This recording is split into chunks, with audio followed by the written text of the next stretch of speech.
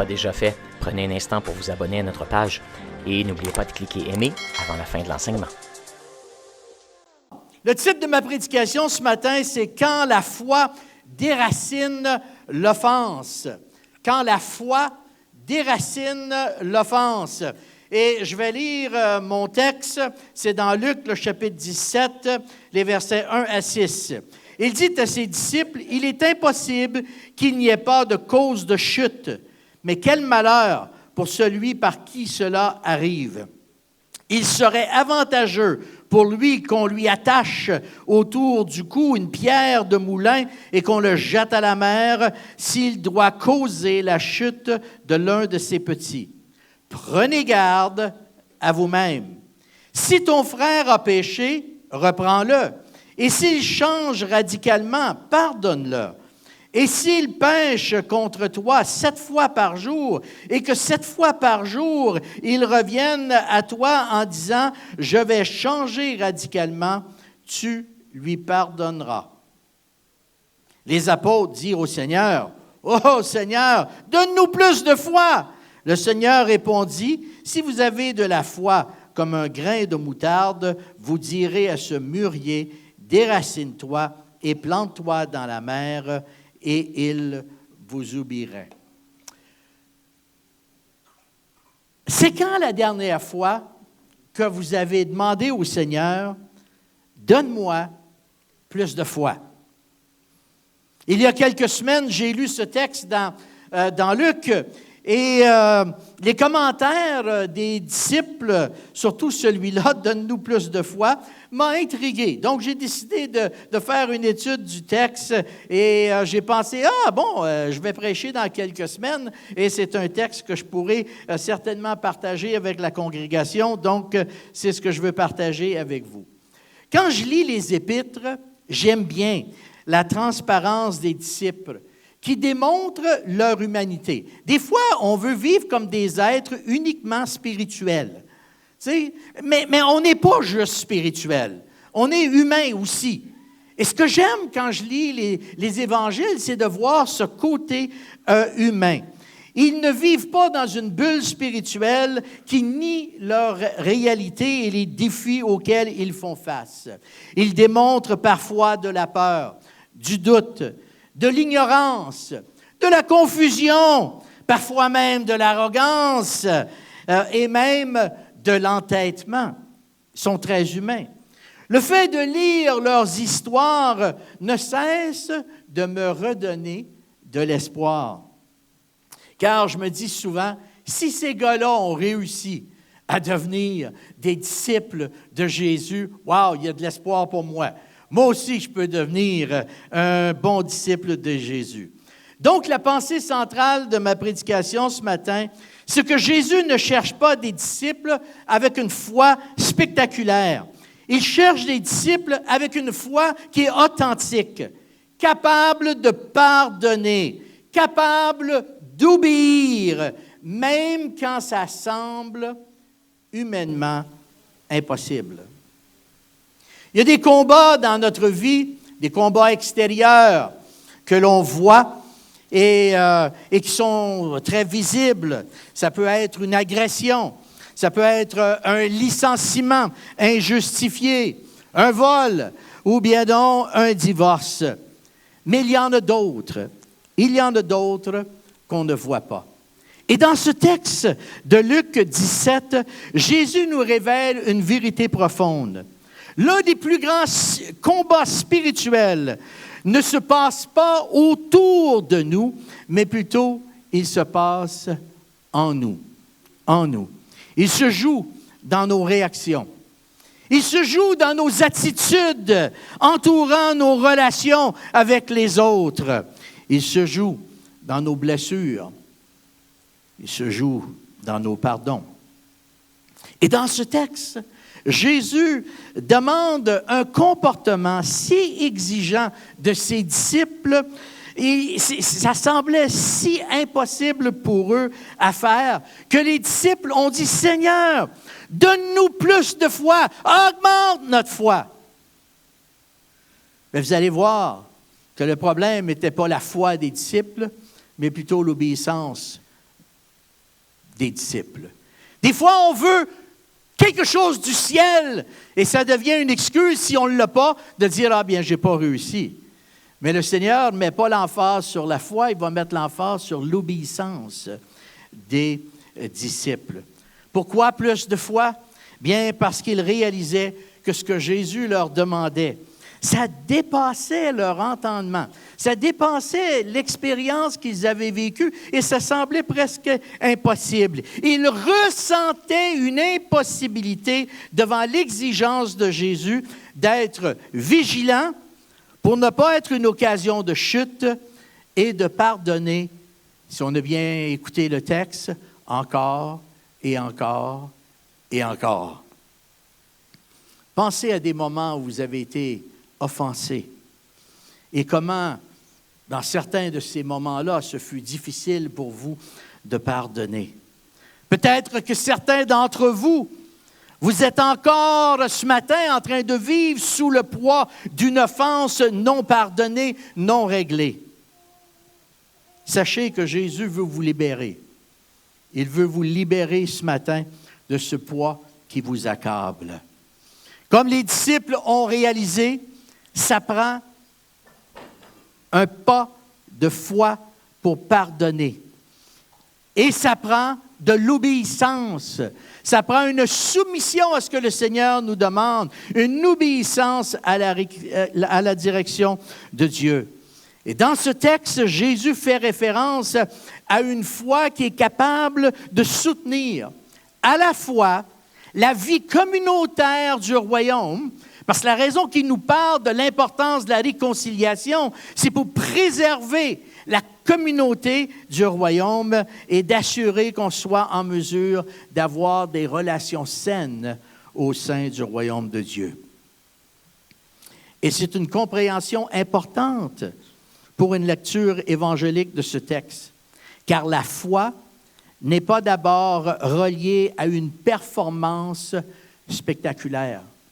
L'exercice de notre foi n'est pas lié à une performance spectaculaire. Les disciples ont dit, « Seigneur, donne-nous une plus grande foi, donne-nous une foi plus puissante, donne-nous une foi plus spectaculaire. » Il y a parfois une tendance dans notre compréhension pentecôtiste du message de l'Évangile de mettre une emphase sur le spectaculaire, sur les signes, sur les prodiges et les miracles, et ce, parfois, au détriment de vivre la foi que nous avons au quotidien avec fidélité et avec courage. Ce n'est pas toujours dans le spectaculaire, c'est souvent dans les gestes simples du quotidien. Jésus surprend ses disciples en leur répondant qu'en fin de compte, c'est pas une question, le problème, c'est pas une question de quantité ou de volume de foi, mais plutôt d'utiliser la foi qu'ils ont pour faire une différence dans leur quotidien. Rappelons-nous l'exhortation de l'apôtre Paul aux Romains que nous lisons dans le texte de Romains chapitre 12, verset 18. « S'il est possible, autant que cela dépend de vous, soyez en paix avec les hommes. » Si c'est possible, autant que ça dépend de vous, ça prend une maturité spirituelle pour vivre dans la paix. Alors, voyons ce que nous dit les 2 premiers versets du texte que j'ai lu. Jésus dit à ses disciples, « Il est impossible qu'il n'y ait pas de cause de chute, mais quel malheur pour celui par qui cela arrive. Il serait avantageux pour lui qu'on lui attache autour de son cou une pierre de moulin et qu'on le jette à la mer s'il doit causer la chute de l'un de ses petits. » Et il termine avec ces mots. Moi, je me suis posé la question, c'est bizarre, ces 2 versets qui se terminent avec les mots « Vous, prenez garde à vous-même. » Donc, mon premier point ce matin, c'est que Jésus avertit d'un danger, et ce danger est de ne pas faire tomber les autres. Il dit, il est impossible qu'il n'arrive pas des occasions de chute, mais malheur à celui qui les cause. Il affirme qu'il va y avoir dans la vie quotidienne, dans notre cheminement humain, toutes sortes d'offenses sur la terre. Nous savons que les blessures font partie de la réalité humaine. Mais Jésus met une emphase dans ce texte sur notre responsabilité spirituelle et relationnelle à éviter de blesser les autres. Le mot grec pour scandale ou l'expression qu'on lit dans la Nouvelle Bible seconde, qui est occasion de chute, c'est le mot scandalon, qui signifie piéger ou un obstacle qui fait trébucher moralement ou spirituellement autrui. Et la Bible a dit, faites attention de ne pas être celui qui va piéger ou qui va causer que l'autre trébuche moralement ou spirituellement. Il ne s'agit pas simplement de froisser quelqu'un au sens moderne, mais de devenir la cause d'une chute réelle dans le péché et dans l'égarement. Jésus nous présente cette tension. Les scandales sont inévitables et en même temps, il nous dit « et ils seront jugés sévèrement ». Vous remarquerez que les deux versets intensifient la gravité en disant « il vaudrait mieux pour lui, pour l'individu qui cause une chute, qu'on lui mette une meule à son cou ». En fin de compte, Jésus est en train de radicaliser son avertissement concernant l'individu qui fait tomber un de ses petits. Maintenant, souvent, quand on parle de ses petits, on pense à des enfants. Donc, de faire tomber des enfants. Mais ce texte désigne très probablement des croyants vulnérables, des humbles, des personnes fragiles dans la foi, et pas seulement des enfants. Car Jésus révèle combien Dieu prend au sérieux la protection des plus vulnérables. Les évangiles nous révèlent à quel point Dieu a un intérêt particulier pour les veuves, les orphelins, pour les opprimés, pour les victimes de violences et d'abus. Bref, pour les personnes qui sont les plus vulnérables. Les scandales sont donc inévitables dans notre histoire, mais ils sont incompatibles dans le royaume de Dieu. Ils sont inévitables dans l'histoire humaine, mais ils sont incompatibles avec la logique du royaume de Dieu. Il est important pour nous de comprendre que dans notre perspective pentecôtiste, la vie dans l'esprit ne se mesure pas seulement à la manifestation des dons spirituels et à l'intensité de l'expérience de la puissance de l'esprit, mais aussi à la manière dont la communauté, dont l'Église protège les plus vulnérables. Ce n'est pas juste une question de manifestation de dons spirituels, mais c'est une question de qu'est-ce qui se passe à l'intérieur de l'Église. Une Église peut parler du Saint-Esprit, mais si elle scandalise les petits, elle contredit l'œuvre même de l'Esprit Saint. Alors ce texte nous rappelle que la vie du royaume est impossible sans la grâce, impensable sans le pardon et inaccessible sans la foi et l'obéissance. Car dans une Église, dans une communauté de foi remplie de l'Esprit, on n'écrase pas les plus faibles et les vulnérables. On ne manipule pas les gens. On ne banalise pas le péché et on ne vit pas dans l'hypocrisie et l'exploitation. Bref, dans une perspective pentecôtiste, ce passage appelle l'Église à devenir un lieu sans piège, une communauté qui pardonne et un peuple qui vit une foi vivante et obéissante, animée par l'Esprit. Donc, en réponse à leur question « Donne-nous plus de foi », Jésus enseigne que la foi véritable ne s'accroît pas en mesure, mais qu'elle s'enracine dans une relation obéissante avec Dieu. Vous voulez augmenter votre foi? Augmentez votre obéissance. Soyez attentifs à ce que Dieu vous dit. Augmentez votre obéissance et la foi va grandir. Et ça m'amène à mon deuxième point. Jésus nous invite à regarder en nous-mêmes et nous donne l'avertissement « Prenez garde à vous-même ». Je trouve super intéressant qu'entre les versets 1 et 2 qui nous parlent de l'avertissement, de ne pas être un sujet de scandale, et les versets 3 et 4 qui nous dit de pardonner, entre ces deux versets-là, il y a cette courte phrase « Prenez garde à vous-même ». Wow! Jésus ne dit pas « Passez votre temps à vous espionner et à vous surveiller ». Alors, s'il y en a qui ont l'intention de faire ça, arrêtez tout de suite, là. Parce que ce n'est pas ça que l'Évangile nous dit. Jésus commence en disant, avant de vous préoccuper de la vie des autres, mêlez-vous de vos affaires et mêlez-vous de votre vie. Okay? En bon québécois, c'est ça que ça veut dire, là.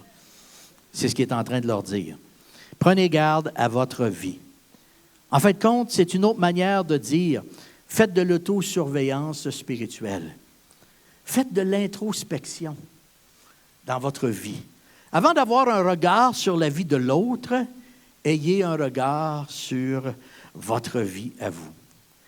Est-ce que ça vous fait penser à un autre texte dans les Évangiles? Moi, ça me fait penser au texte dans Matthieu. Matthieu, chapitre 7, le verset 3. Je vais vous lire de la parole vivante qui l'exprime comme ceci. « Pourquoi concentres-tu tes regards sur le brin de paille que tu as remarqué dans l'œil de ton frère alors que tu ne te rends pas compte qu'il y a une grosse poutre dans le tien? Commence donc par retirer la poutre de ton œil et alors tu verras assez clair pour ôter la paille dans l'œil de ton frère. » Wow! Judicieux conseil, n'est-ce pas? Ayons le regard sur nous avant d'avoir le regard sur les autres.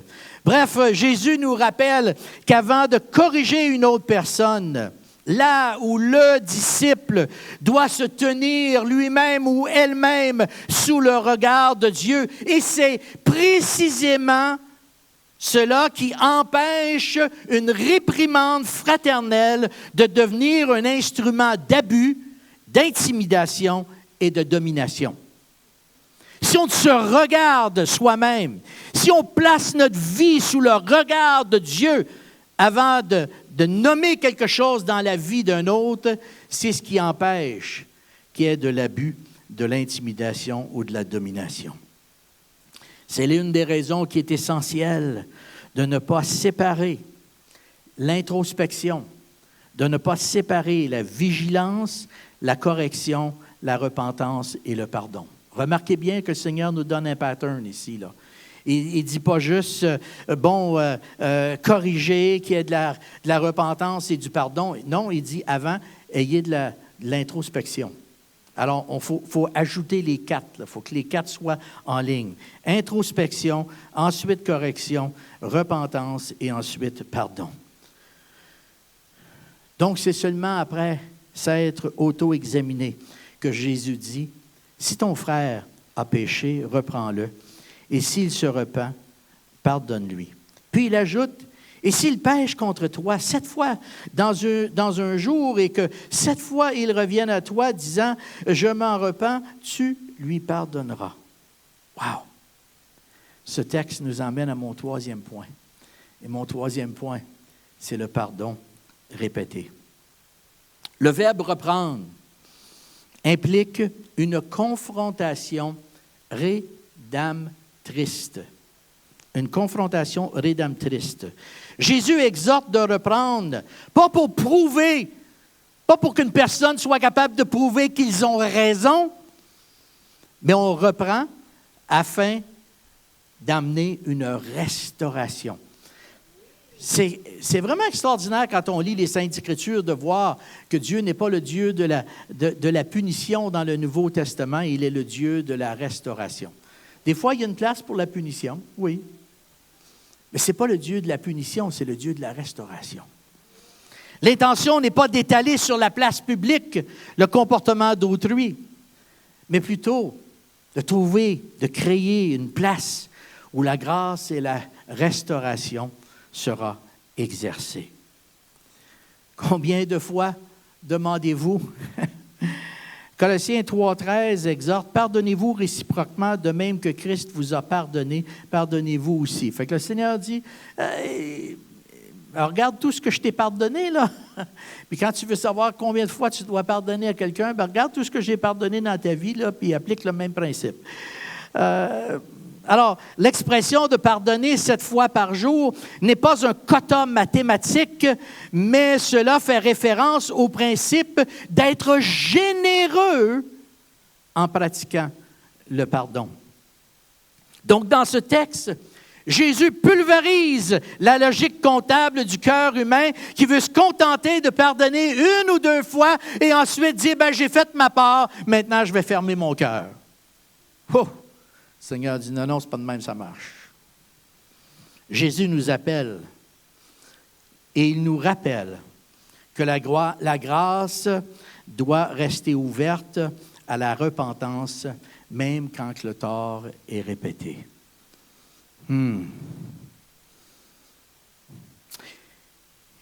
Il fait quand même un point important ici. Il faut toutefois noter une précision qui est clé dans ce processus, et c'est si l'autre personne se repent.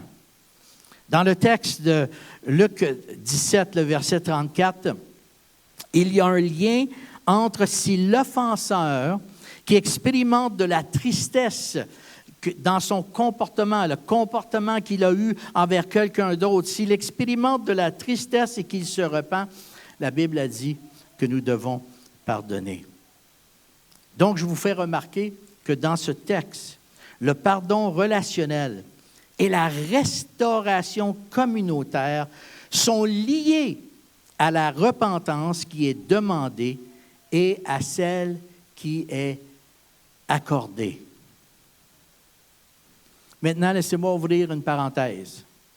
Parce qu'il y en a peut-être parmi vous, que vous êtes ici ce matin, vous avez vécu toutes sortes d'abus de la part de quelqu'un, et vous êtes en train de me dire, « Ouais, c'est pas mal dur de pardonner là, à la personne qui me maltraite. » Et permettez-moi de vous dire que le fait de pardonner ne veut pas dire qu'on doit demeurer dans un environnement d'abus et d'exploitation. Le fait de pardonner ne veut pas dire qu'on va rester dans un environnement d'abus et d'intimidation.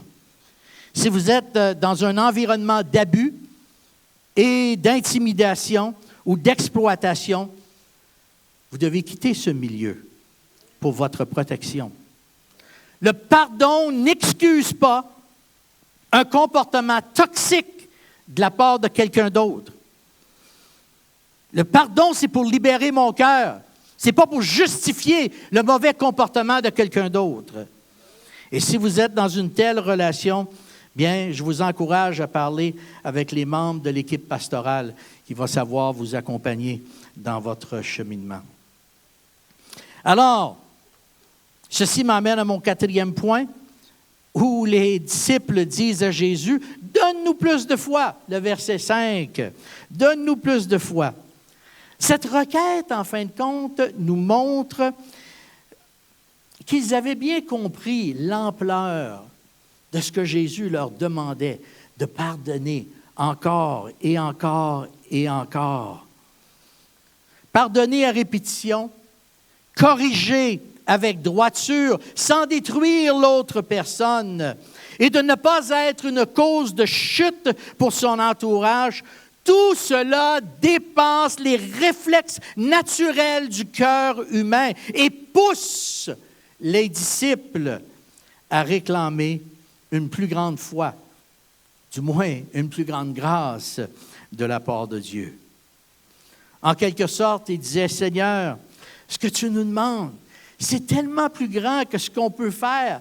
Donne-nous plus de foi, augmente cette capacité intérieure en nous. » Et moi, je trouve super intéressante la réponse de Jésus. Il ne dit pas simplement, après qu'il leur ait demandé « Donne-nous plus de foi », « Ah ben oui les gars, vous savez bien, je vais répondre à votre requête, je vais vous donner plus de foi. » Plutôt, Jésus répond « Si vous aviez de la foi comme un grain de moutarde, vous diriez à ce mûrier, dans la version Louis II, c'est au sycomore, « Déracine-toi et plante-toi dans la mer, et il vous oublierait. » Alors, grande surprise, Jésus déplace la question. Eux disent, « Seigneur, donne-nous plus de foi. » Et Jésus dit, il déplace la question. Jésus leur donne une illustration concernant un grain de moutarde. Le grain de moutarde, c'est le grain le plus petit que vous pouvez trouver pour parler non de la quantité de leur foi, mais plutôt de la nature de leur foi. Il leur parle de la nature de leur foi. Si vous aviez de la foi comme un grain de moutarde, vous diriez à ce mûrier, déracine-toi et plante-toi dans la mer, et il vous oublierait. Ça m'amène à mon 5e point, la réponse de Jésus concernant la nature d'une foi vivante. Le grain de moutarde, comme j'ai mentionné, évoque quelque chose de très petit. Le mûrier mentionné par Luc est présenté par diverses traductions comme étant un arbre enraciné, un arbre très difficile à déplacer tant que ses racines sont grandes et répandues. Donc l'image que Jésus utilise de déplacer des arbres uniquement par la foi est volontairement impossible. Sinon, tout le monde voudrait devenir des paysagistes. Imaginez-vous si on pouvait faire déplacer des arbres par la foi. Hein? T'aimerais ça, hein? Dans ta job? Dire, toi, plante-toi là. Toi, je suis tanné de t'avoir là. Va te planter chez mon 3e voisin. Ah, mais c'est pas de même, ça marche, n'est-ce pas? Jésus utilise ici ce qu'on appelle un hyperbole. Un hyperbole pour enseigner la foi. Et qu'est-ce que l'hyperbole? C'est une figure de style d'amplification qui consiste à exagérer fortement une réalité, une idée ou un sentiment pour créer une impression qui est forte. Par exemple, vous avez certes, vous, utilisé des hyperboles dans le passé. Vous avez probablement dit « Ah, je meurs de faim ». Mais non, mais vous n'êtes pas en train de mourir, là. Vous avez faim. Peut-être certains d'entre vous, je meurs de faim, là. C'est ce que vous vous dites maintenant. Ou d'autres disent, j'ai une montagne de devoirs. Ben non, on n'a pas vraiment une montagne de devoirs. Mais on sait qu'on est en train d'exagérer pour démontrer un point en particulier. Et dans le contexte de Luc 17,6, Jésus n'enseigne pas un principe magique du type « déclare n'importe quoi par la foi et ça va se produire ». Rappelez-vous que le contexte porte... Il faut toujours garder un texte dans son contexte, sinon ça va devenir un prétexte. OK? Alors, quand on regarde le contexte ici, le contexte porte sur la discipline fraternelle du pardon et de la restauration à l'intérieur de la communauté. Donc, le mûrier représente tout ce qui semble humainement impossible dans la vie des disciples, tel que d'arracher les racines de l'offense. Des fois que l'offense a été tellement grave et les racines sont tellement profondes dans notre âme qu'on a de la misère à lâcher prise. Et le mûrier fait référence justement à ces racines de l'offense qui sont si profondes, ou bien non à du ressentiment qui est vécu, à du scandale ou à un endurcissement tout simplement qui se produit dans le cœur de l'être humain. Pour ensuite voir une restauration de l'être humain qui ne peut être fabriquée que par seulement l'humain. Dans le Nouveau Testament, la foi n'est pas une énergie autonome, mais c'est une confiance vivante qui répond à la parole de Dieu. La foi, c'est une confiance dans ce que Dieu me dit, une confiance dans la parole que Dieu dépose dans nos cœurs, une confiance dans la parole que nous pouvons lire dans les Saintes Écritures. La foi est donc le moyen par lequel Dieu nous rend possible ce qui dépasse nos capacités humaines. La blessure peut être si profonde qu'on se dit, je ne pourrai jamais me débarrasser de ça. Quand je suis revenu de l'Afghanistan, je souffrais d'un deuil où mon âme était constamment en souffrance. Et ce deuil-là, je l'ai porté pendant 7 ans. Et 7 ans, je disais au Seigneur, « Seigneur, est-ce que je vais porter ce deuil avec moi jusqu'à la fin de mes jours? » J'étais malheureux, mon âme était blessée, j'étais malheureux. Est-ce que je vais porter ce deuil jusqu'à la fin de mes jours? Je ne pouvais pas me débarrasser de ce deuil que je vivais. Jusqu'à un moment où 7 ans plus tard, dans une retraite en Colombie-Britannique, en lisant le psaume qui était pour moi un déclencheur de ce deuil-là, en lisant le psaume 23, où ce que les paroles « Je restaure ton âme » sont devenues des paroles où Dieu m'a dit « Pierre, je veux maintenant restaurer ton âme ». Il y a des blessures que l'on porte qui sont profondes, qui ne peuvent pas, qu'on ne peut pas se défaire tout simplement en disant « je vais changer ma façon de voir, je vais changer ma façon de penser ». Non, c'est des blessures qui sont dans notre âme. La foi est donc le moyen par lequel Dieu rend possible ce qui dépasse les capacités humaines. Et dans ce texte, Jésus démontre que le type de foi que les disciples ont besoin n'est pas une foi pour impressionner, mais plutôt une foi pour obéir à ce que le Seigneur demande à ceux qui font partie du royaume de Dieu. Et le Seigneur leur répond que même une petite foi suffit lorsque celle-ci repose réellement sur Dieu et se soumet à ce que Dieu demande. Le défi avec la foi n'est pas une question de volume, mes amis. Ce n'est pas une question de quantité, mais c'est plutôt le grand défi, c'est le manque d'obéissance de notre part. On doit apprendre à obéir. On aimerait tous que le ciel télécharge un volume de foi dans nos vies. Il n'y a pas des jours que vous vous dites « Ah, j'aimerais donc ça que le Seigneur me fasse un download. » là. Tandis que Jésus nous dit « Utilise la foi que tu as pour faire un premier pas, car la foi se développe en obéissant et en utilisant ce que tu as. » Si on n'utilise pas la petite quantité de foi qu'on a pour faire le premier pas, même si on aurait un grand download, on n'utiliserait pas ce download-là non plus. Alors le Seigneur dit, utilise ce que tu as pour avancer. Alors en conclusion, chers amis, le texte de Luc, chapitre 17, les versets 1 à 6, nous présente une séquence pour nous qui sommes membres du royaume de Dieu, une séquence très puissante. Il nous dit, ne faites pas tomber les autres. Ensuite, il nous dit, reprenez votre frère, votre sœur lorsqu'il ou qu'elle pêche. Ensuite, il nous dit, pardonnez lorsqu'il ou qu'elle se repent. 1 fois, 2 fois, 3 fois, pardonnez. Et quand vous réalisez que cela vous dépasse, comprenez que la foi véritable, même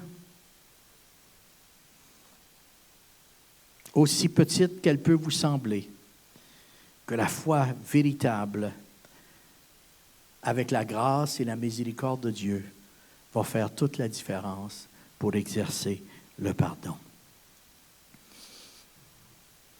La demande des disciples, donne-nous plus de foi, c'est une demande normale. On en fait toutes sortes de demandes comme ça là, dans notre vie. C'est une réaction normale. Mais le Seigneur dit, utilise la foi que tu as. La réponse de Jésus, tu n'as pas besoin d'une foi spectaculaire. Il s'agit d'exercer une foi authentique, même si elle est petite. Une foi qui est complètement ancrée dans l'auteur dans l'auteur de la foi. Chers amis, le plus grand miracle dans Luc chapitre 17 n'est pas de déplacer un arbre, mais plutôt un cœur qui cesse de scandaliser, qui ose reprendre avec humilité dans la vérité, et ce, dans le but de restaurer la personne en choisissant de pardonner encore et encore. Le grand miracle de ce texte n'est pas de déplacer une montagne, mais plutôt de déraciner l'offense dans nos cœurs, de choisir le pardon, de choisir la grâce, plutôt que la fermeture et la distance. La fermeture et la distance nous emmènent nulle part. On reste figé là où on est. Alors, ce matin, le Saint-Esprit vous pose une question. Qu'est-ce qui doit être déraciné dans votre cœur? Est-ce que c'est une offense? Est-ce que c'est une blessure? Est-ce que c'est une dureté? Je vous encourage de ne pas partir avec ce fardeau ce matin, mais plutôt de demander au Seigneur de vous libérer et de vous accorder le pardon.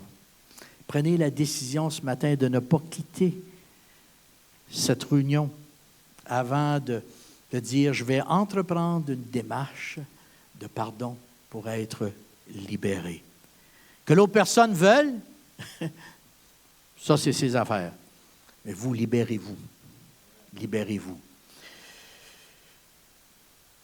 Seigneur, tu connais nos cœurs. On vient devant toi ce matin. Différentes personnes peuvent se présenter devant toi avec différentes attitudes, avec différentes positions. Certains peuvent être solides dans leur foi, d'autres peuvent être chambranlants dans leur foi. Certains peuvent être sûrs de ce que tu désires accorder, d'autres, Seigneur, il peut avoir un doute. On vient tout simplement ce matin de